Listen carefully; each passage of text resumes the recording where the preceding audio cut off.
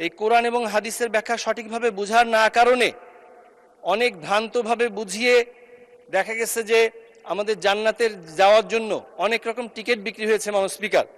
বিশেষ করে আমার এই উত্তরবঙ্গে স্পিকার অনেকগুলো বিষয়ে বিভিন্ন সময় দেয়া হয়ে থাকে, তার মধ্যে আমি একটা বিষয় আজকে আলোকপাত করতে চাই, সেটা হলো দেখুন মাননীয় স্পিকার, আমাদের ৩১ দফা বাস্তবায়নের মধ্যে ২৫ নং দফায় শিক্ষার ব্যাপারে আলোচনা হয়েছে। তার মধ্যে নিড বেসড এবং স্কিল বেসড এডুকেশনের কথা হয়েছে।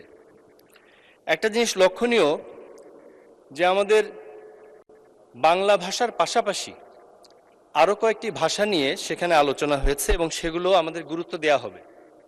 আমি আপনার মাধ্যমে এই মহান সংসদ এবং পুরো জাতিকে জানাতে চাই যে আমাদের দেশে ধর্ম যেই ধর্মেরই হোক, তার ধর্মের বিষয়ে সঠিক দিক নির্দেশনা পেতে গেলে তার ধর্মের যে মূল গ্রন্থগুলো সেগুলো সঠিকভাবে জানাটা প্রয়োজন। মাননীয় স্পিকার, আল্লাহ সুবহানাহু ওয়া তাআলা এই কোরআনকে নাজিল করেছেন এবং এটাকে সহজ করেছেন, বহুবার বলেছেন।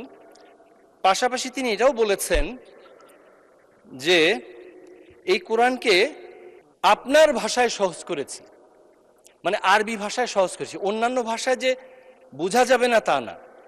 ইন্নামা ইয়াসসারনাহু বিলিসানিকা, আপনার ভাষায় সহজ করেছি, নিশ্চয়ই কে বলি।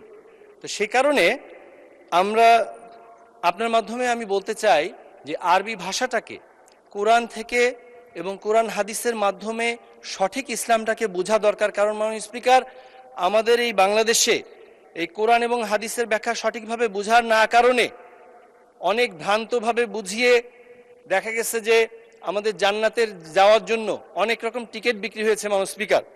বিশেষ করে আমার এই উত্তরবঙ্গে আমি 1 মিনিট 30 সেকেন্ড আমি একটু চাইবো মাননীয় স্পিকার। ধন্যবাদ মাননীয় সদস্য।